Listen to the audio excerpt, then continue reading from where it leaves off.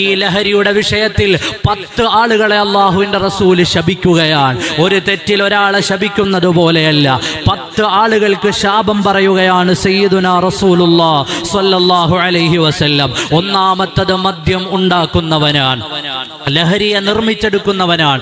ഇന്നത് പുതിയ ശൈലികളിലേക്ക് കടക്കുകയാണ്. ലബോറട്ടറികളിലെ പുതിയ നിരീക്ഷണം, ഓരോ കോളേജ് ക്യാമ്പസുകളുടെ ഉള്ളിലും പുതിയ വീര്യമുള്ള ലഹരി എങ്ങനെ ഉണ്ടാക്കിയെടുക്കാമെന്ന് മക്കൾ ആലോചിക്കുന്ന സമയമാണ്. അവിടെയാണ് ലഹരി ഉണ്ടാക്കുന്നവൻ.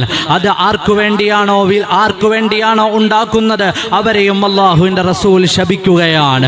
അതുപോലെ അത് ഉപയോഗിക്കുന്നവൻ, അവനെയും അല്ലാഹുവിന്റെ റസൂൽ ശപിക്കുകയാണ്. ആരൊക്കെയാണോ അത് വഹിക്കുന്നത്, കാരിയർമാരായ പലരും ഉണ്ടാകാം. അത് ഉപയോഗിക്കുന്നില്ല ഉസ്താദെ, ഞങ്ങൾ ഇവിടുന്ന് അവിടെ എത്തിച്ചു കൊടുക്കുന്നതേയുള്ളൂ.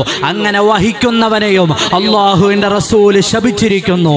എന്ന് മാത്രമല്ല, അത് ആർക്കു വേണ്ടിയാണോ വഹിക്കുന്നത്, ആരാണോ ഇവനെ അത് വാങ്ങാൻ ഏൽപ്പിച്ചു വിട്ടത്, അവനെയും അല്ലാഹുവിന്റെ റസൂൽ ശപിച്ചിരിക്കുന്നു. എന്ന് മാത്രമല്ല, അത് വിൽക്കുന്നവനാരാണോ, വിൽക്കുന്നവനെയും അല്ലാഹുവിന്റെ റസൂൽ ശപിച്ചിരിക്കുന്നു. അത് കുടിപ്പിക്കുന്നവൻ, ചില ആളുകൾ ഞങ്ങൾ ഉപയോഗിക്കുന്നില്ല, ഒരു സന്തോഷത്തിന് കൂട്ടുകാർക്ക് വാങ്ങിക്കൊടുക്കാറുണ്ട്, അവരെയും അല്ലാഹുവിന്റെ റസൂല് ശപിച്ചിരിക്കുന്നു. അതിന്റെ വില തരുന്നവനാരാണോ അവരെയും അല്ലാഹുവിന്റെ റസൂല് ശപിച്ചിരിക്കുന്നു.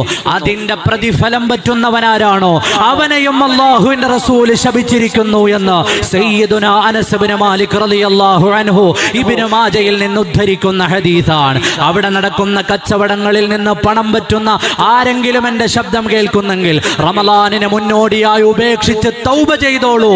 അത് വാങ്ങുന്നവരെ മാത്രമല്ല, വിൽക്കുന്നവരെ മാത്രമല്ല, വഹിക്കുന്നവരെ മാത്രമല്ല, ആ ലഹരിയുടെ പങ്കുപറ്റുന്നവനെ അല്ലാഹുവിന്റെ റസൂല് ശപിച്ചിരിക്കുന്നു.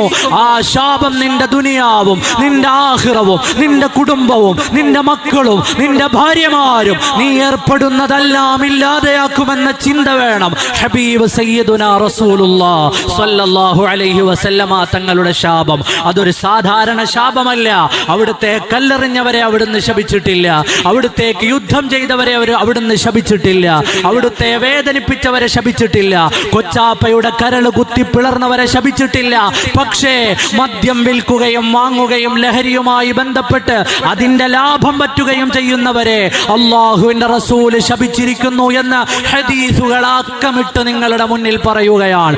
ആരെയാണ് കാത്തു നിൽക്കുന്നത്? ദുനിയാവിന്റെ ചെറിയ ലാഭത്തിന് വേണ്ടി ഹബീബായ നബി തങ്ങളുടെ ശാപം വാങ്ങിവെക്കരുത്. അത് ദുനിയാവില്ലാതെയാക്കും, നാളെ പരലോകവും ഇല്ലാതെയാക്കും. അറിഞ്ഞുകൊണ്ട് ഈ തിന്മകൾക്ക് കൂട്ടുനിൽക്കുന്നവരുണ്ടെങ്കിൽ കണ്ണു തുറന്നോളൂ, മനസ്സിലാക്കിക്കോളൂ. അറിയാൻ തന്നെയാണ് പറയുന്നത്. ഈ ശാപം വാങ്ങി